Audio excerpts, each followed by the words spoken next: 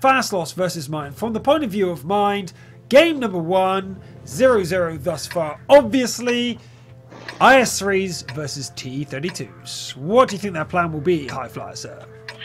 IS-3s is definitely going for the city. And yeah, we can see that lots of pings. I actually didn't even read the pings before I started talking, but yeah, I would really think that that's where they want to go, because the IS-3 is a brawler. The T-32, it can be, but it's really most comfortable in the situations where it can get a little bit of hull down or a gun depression advantage, and we have none of that here on a city map. No, not at all. Although there are plenty of places inside the city that you can get your hull covered, but just not as much as the high alpha damage can get, take advantage from the IS-3. So I do agree that mine will be taking the city, but John from Fast Loss has decided to come round through the middle, having a bit of a fight with Zik over here from mine. Now Zik is completely on his own, so he doesn't really want to get into this battle right now. No, he doesn't want to do that, because if he gets hurt by John, then his teammates will surely come rolling in when they see that no one's else around him and take him out. Because he is one of the fastest reloading autoloaders on the team of mine, so getting that one out of the way would be very, I was about to say priceful, but that's not a word. Preferable, yeah. Yeah. Well, they have exports 69 going back to base to scout, because they were pinging earlier that they didn't know where he was. Himmler has already gone down, Mr. 12,000 plus. He's already gone down. He was taken out where? Back in base, so that's why they sent Xbox up north. They had no cover there anymore because he was picked off from a long range shot there.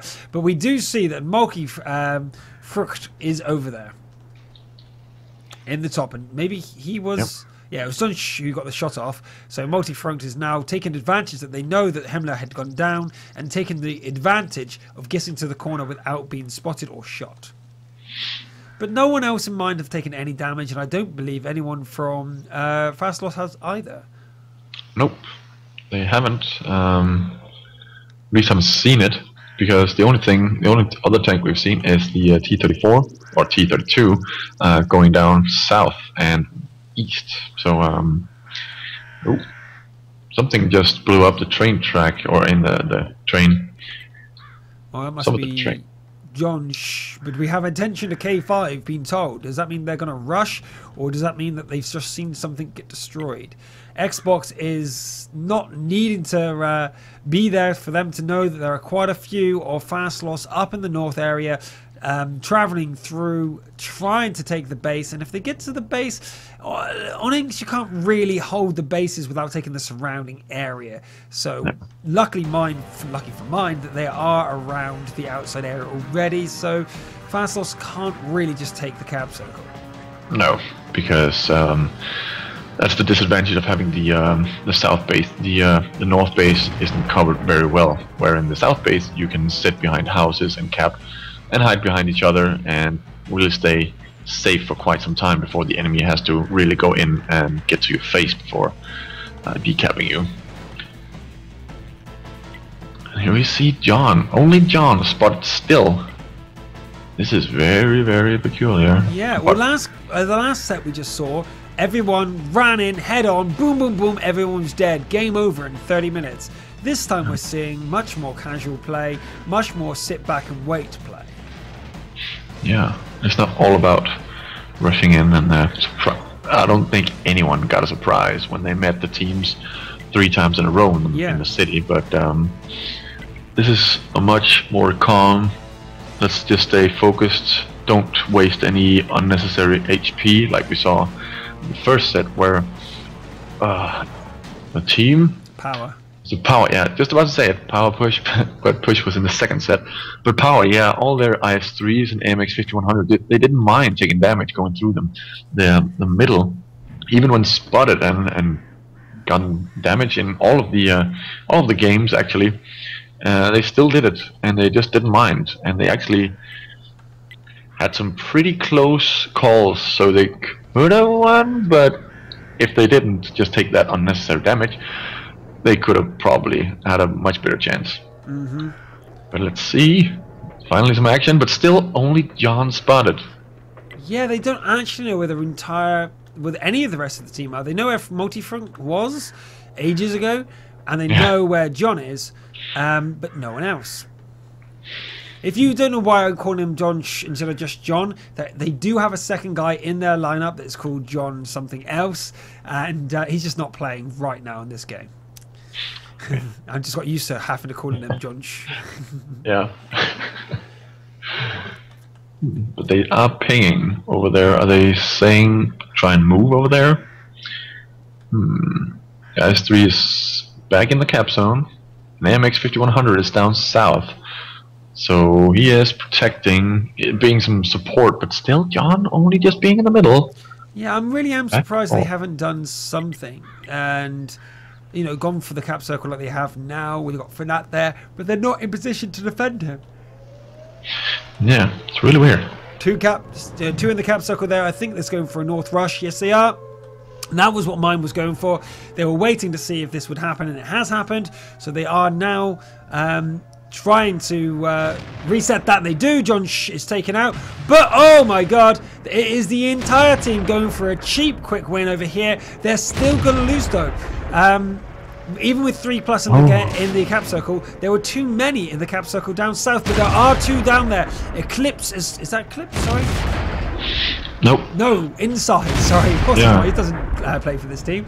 Inside is down there with Sokolek trying to reset the cap, but they fail. And that was just a weird exchange. I would call that a panda maneuver. We would see pandas do that in 2012 in the ESL. And they would hold back into the last second, try and rush in. But, yeah, NAF tactics. Mine knew what was going on, clearly, after they responded so quickly and were in the position to defend against it. But, yeah, I actually was questioning mine's formation until right at the end, where they had everyone in position to reset the cap point and go 3 into the cap circle immediately so that the push didn't work for fast loss. Nope. So weird. This is actually the this is actually, well, if you've seen all the games, you would know that this is the first game where everybody just played very safe, and it was much more like every other single map we've seen, where it's like a chess game where you assess the situation several times in one battle and just respond as fast as possible when you know that it's for sure that you have to move now, and mine did that perfectly. Yep, and it was just a waiting game. I was just like, the person who controls the battle by being aggressive without being reckless wins the game. We did see that Power was reckless in the first set when they just drove forward regardless of what was going on around them, took a load of damage, then try to take control. And it just doesn't work that way. You've got to be intelligent with your aggression. You can't be reckless. There is a fine line. And we're not seeing that in this set so far. We saw that certainly in the second set, where when they went reckless, they went too far. The team who were punished. But when they took aggression and got the position advantage, they certainly won. So second set was my favourite so far tonight. But there's still 4 more games of this. So yes. Let's see if it'll continue on with the thinking game, or if we'll see some quick action if they decide to meet, because mine decided to just hold the middle. They actually held the middle of the entire map with all their tanks nearly, and it's a little bit weird to see, since in my mind it shouldn't be possible, since the John was going back and forth. He should have been able to spot at least a few of the tanks being in there, and then I don't really understand the attempt of going north and then into the cap zone. Yeah, I guess they left 2 of their guys back to defend, thinking that would be enough, but I don't understand why they were not able to reset the cap even once. The cap was never reset for fast loss. They just didn't do it. They had 2 tanks down there, didn't want to reset the cap.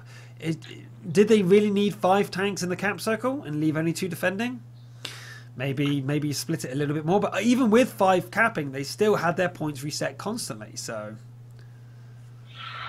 yeah. Then I actually thought that that would happen as well in the other end down south, but they've left 2 T34 T32s down there instead of the autoloaders, which was a little bit weird. Yeah. Defending, I would put the tanks that could dish out the most damage in less amount of time there. So, yeah, so they can reset as many tanks as possible. Yeah. Within the shortest period of time. So if there's like 5 capping, bang, bang, bang, and hopefully reset as many as you can within a short period of time. Go back into cover and wait a bit. But yeah, it didn't work. Interesting tactic for the first time. Doubt they'll try it again, which is a blessing because we're probably going to see more faster games in the next few. So yeah, I mean, thinking with the autoloaders, if they had gone and if they could have killed one of the cappers, then it would have been 2 versus 3. So anything would have been better with the autoloaders at home. But maybe that's the thing, when you split them, the autoloaders will have a higher chance of clearing them all as well, because they only need to do X amount of damage to kill them, and with less enemy tanks to kill, you can kill them all with your autoloaders. So yeah. John is typing go. He's going go, so we should be going into the second game. Oh wow, what number are we on? 1 or 2. One. I'm so used to the fast games of the second set. That was 1 game, and I thought it was 3. We're going into the second game very shortly. What I do want to know though is the sort of tactics you can do on Ensk. I hear the American teams take a lot of KV5s on Ensk. Yeah, I've heard and actually seen that as well, and some of them even do the silly tactic of turning the KV around and using it like in Ausführungs B VK 40,502 mode, which is just even weirder to watch because in tier 8s you wouldn't expect them to bounce or it to soak, but it does, and that's just so weird to see. It's so weird to watch, but fun. Yeah.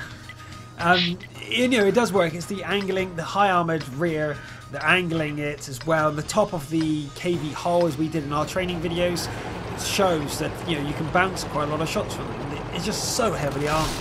The only weakness, the biggest weakness for it, is the flat surface on the back of the turret. But if you're driving in reverse, you're hiding not only the R2-D2 unit at the front, but also the flat of the turret.